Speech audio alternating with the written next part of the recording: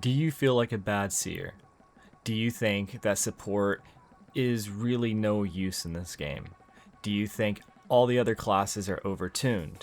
Now, if you were to look at the top 15 of the leaderboard for Seer, you would notice that most of them are actually using the Blasphemer subclass, which kind of lets down a lot of people when it comes to wanting to be a support in this game. So a lot of people usually do the same thing. They come here, they try to change their subclass, but I'm telling you, don't do that. Stick to Revenant. In this guide, I will go over everything you want to know in terms of being a extremely helpful seer. There's nothing else in this game that can actually do good in trio gameplay like this subclass. It's just that not a lot of people know what to pick for skills and how to play the seer. So in this comprehensive guide, I will try my best to show you every nook and cranny of how to be an extremely good seer. One of the first skills you have access to whenever you start playing the Seer class is the Punishment Rune. It is a turret that actively does damage by 1 second ticks each time an enemy is inside your circle.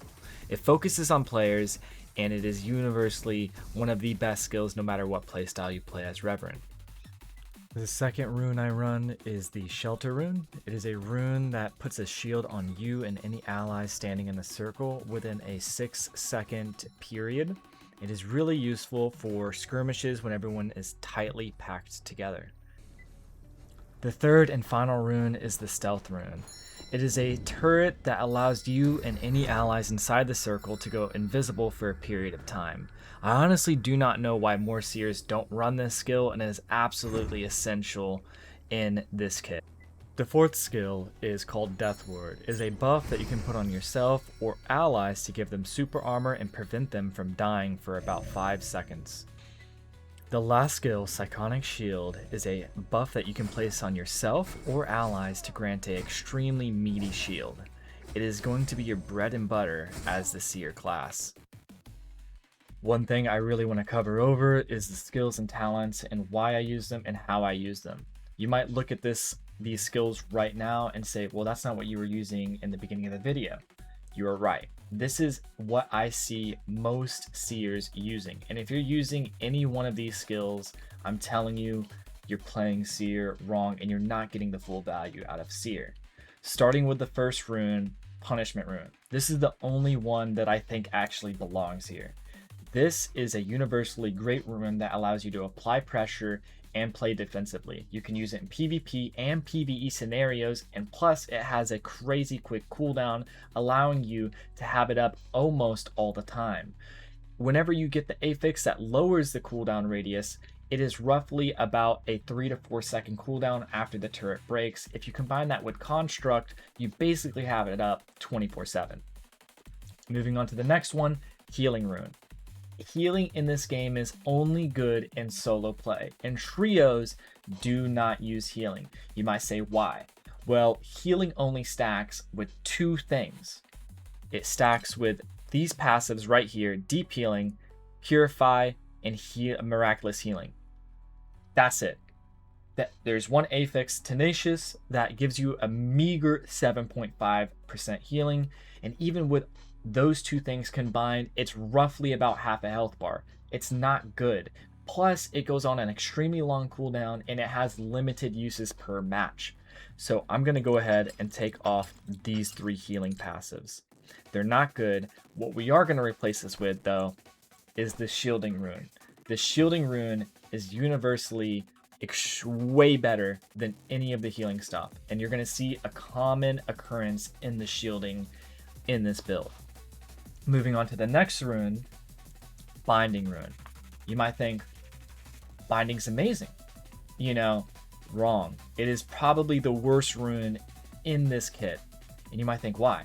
Well, because of 2 reasons. 1, you need to place it on top of the enemy. You can't place it in front of them and have them walk in it. It doesn't work. You have to place them on top of it. And a lot of people don't know that. The amount of seers I play trying to place it behind them while they're being chased, wasting time, not knowing you have to place it directly on top of them, makes it useless. 2, the debuff it applies, Immobilize, slow to the point of being able to move. You might look at that and say, wow, that's amazing. They can't move. Wrong. They can still dodge, they can still heal, and they can still use movement abilities. That means if you bind a rogue down, they can still use multiple of their movement abilities to get to you or run away. And it doesn't last that long. Going over here, even with the talent Rigidity, enemies become stunned for a short period of time after breaking free and leaving the Binding Rune's range. I'll show a clip, but the stun is like half a second to a second at most. It is not long at all. So I'm going to remove this, and I'm going to pick up the Stealth Rune. The Stealth Rune is universally the best third rune you can get. The Punishment Rune and the Shelter Rune are absolutely essential, and a lot of people don't know what to get for their third rune. They look at Windwalker, they look at Intimidation, they look at Binding, they look at Burst, but none of them have anything on the Stealth Rune. The reason being is because the Stealth Rune has so much versatility.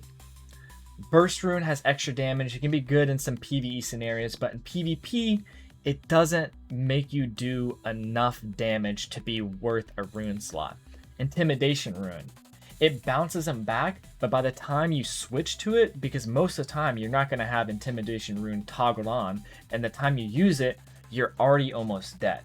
Rogues stun lock you too much for this to be a good defensive ability.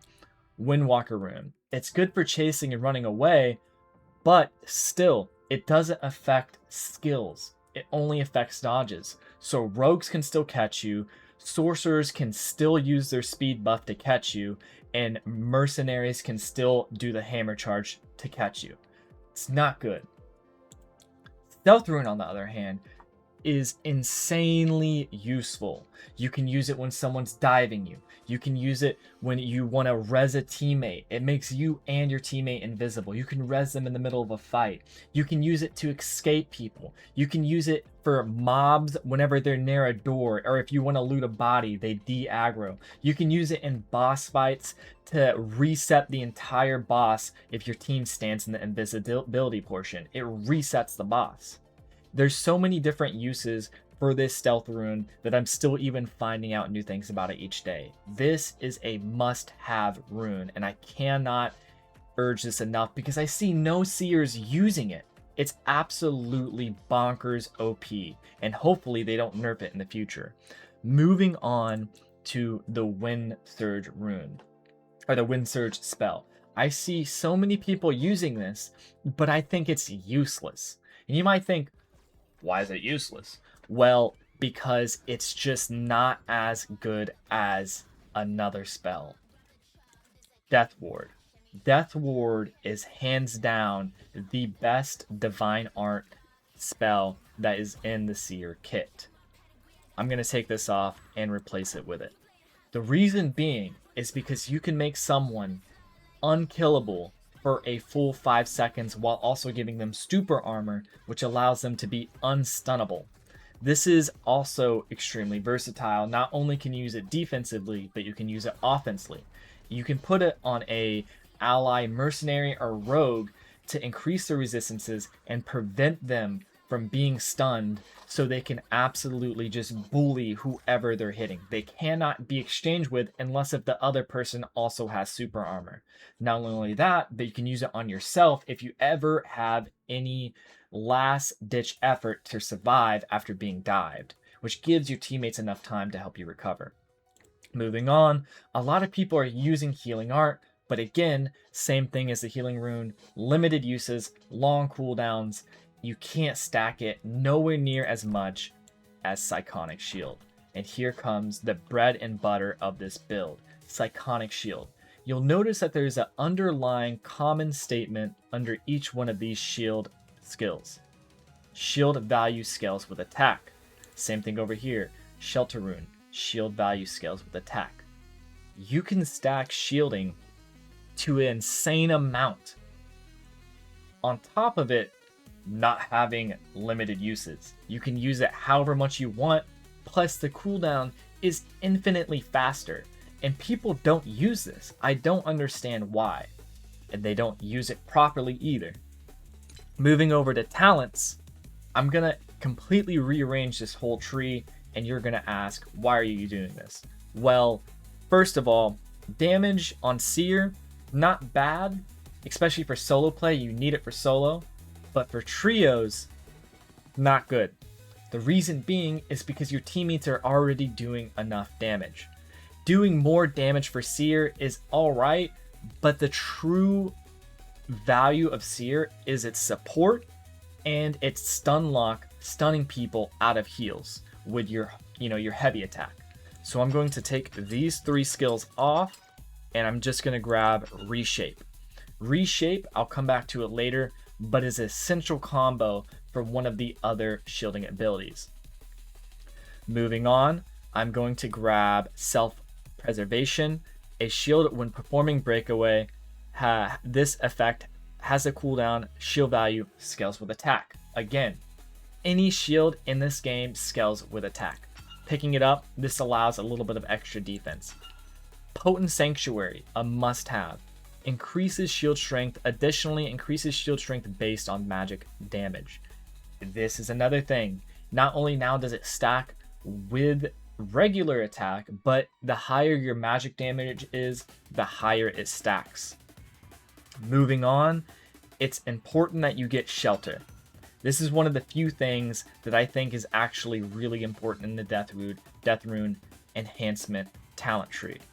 When Death Rune's death prevention effect ends after the 5 seconds, the target gains a shield. A shield value is scales with attack. Again, scales with attack. Most people would get this retention, increasing the duration of super armor provided by the Deathworn, but don't get it. Don't be tricked into getting this. Super armor is absolutely bonkers OP in this game, but this passive only adds 0.2, 0.3 seconds to the buff. It's nothing. It's close to nothing. Don't get it. It's a waste of a talent point. You can get more value out of something else. Moving on, I'm going to get Fortified Guard. Increase the shield value provided by the Shelter rune. Pretty self-explanatory, very good. The next one, I'm going to get Shelter. Stealth persists for a period after leaving the Stealth rune's area. This allows the Stealth rune to basically just last longer, because even if you are in the circle and it expires, it has a persistent buff that lasts for a few extra seconds, and it also allows you to leave the circle because most people don't expect that. They expect you to be in the circle, especially when they break it. So whenever they go to break the thing and you're miles away, now they have to cover all that distance to get to you. Pretty good to pick up. Moving on, I'm going to get Retribution. And obviously, I forgot to take off Wind Surge. And Quick Chant. Reduces the chant time for Psychonic Shield. Now, this is extremely useful because the normal chant time for Psychonic Shield is extremely, extremely slow. It is very, very bad even when you have the chanting time thing. So this is essential. Quick Chant is essential because you got to put a shield on your ally fast, especially whenever they're low health. The next one, Retribution. This is a main one. This is where your bread and butter is. When the shield provided by Psychonic Energy or Psychonic Shield is destroyed, replaced, or expires, it refunds charge time for the Psychonic Shield skill based on the total damage absorbed during this duration. This is absolutely broken. A lot of people aren't using this correctly because they're not picking up this left side. Reshape. It doesn't happen often, but with Reshape, if a shield applied by Revan remains undamaged for a period of time, it automatically recovers shield. Now, what happens occasionally, and people don't know this, is they think that, okay, with this ability, I put a shield on someone, it breaks, I get a bit of refund time. That is true, but a lot of the times, the meatier your shield is, the more cooldown reduction you get. So if you have a bigger shield on an ally, that is more reduction you get because it is taking more damage and absorbing more damage. So you can stack it with this, where occasionally you will put a shield on an ally, they'll take damage, it'll almost go broken or halfway broken, they'll back up to do something to reposition or help peel, and because it's based off the attack, because we're already stacking attack, it recovers the shield extremely fast. When it recovers fast, it goes back up to full, they go back in the fight, they take more damage, and that's 2 shield health bars. And whenever that breaks, it recovers almost sometimes 75% of your initial cooldown. Keep in mind, shield, Psychonic Shield, the buffy one, has 2 cooldowns.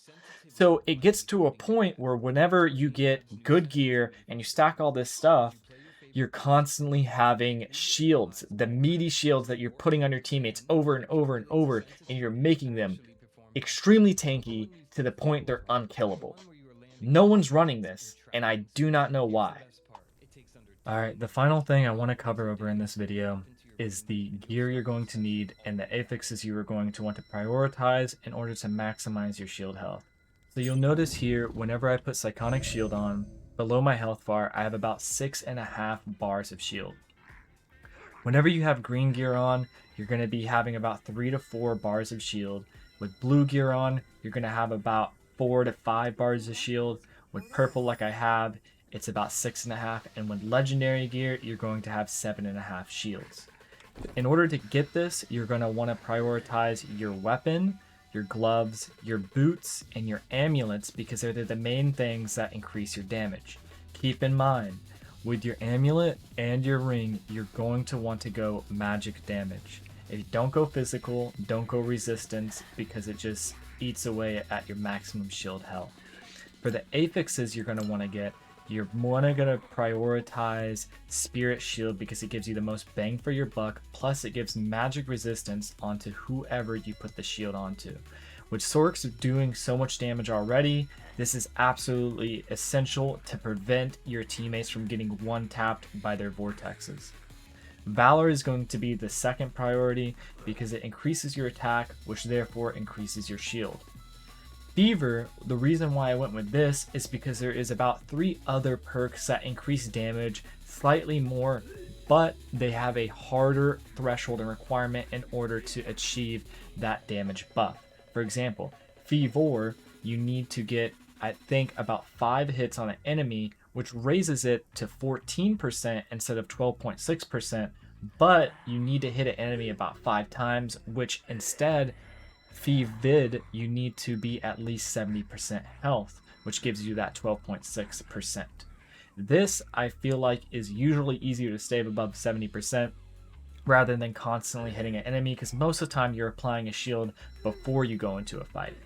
The next one is Creation. This is absolutely a game changer when it comes to keeping your turret, your shielding statue up, and being able to stay in stealth for much longer. Eloquence, I will never say not get. I just have this on this build, but chance speed is really good. I also just happen to have Seamless because the gear that I currently have, I can't stack other stuff with it. The next one that you're going to want to prioritize besides these 3 right here and Creation, these 4, is Blessing. Blessing is insanely good when it comes to the shield length and duration. I don't have it on this build, but I recommend getting it. Honestly, if you can, I recommend replacing these 2 with Blessing because it's a game changer. It brings your shield length from 15 seconds to 19 seconds. It adds a whole extra 4 seconds to the length of the shield that is on your allies, which is really, really good. If you've made it to the end of the video, thank you so much for watching. Please do not forget to like, subscribe, and comment if you have any Seer tips of your own. And also, don't forget to check me out on Twitch at TTVOzarla to actually see some live Seer gameplay. I'll be playing this game for definitely the next few weeks before I probably hop on to another extraction shooter. Thank you, and have a good day.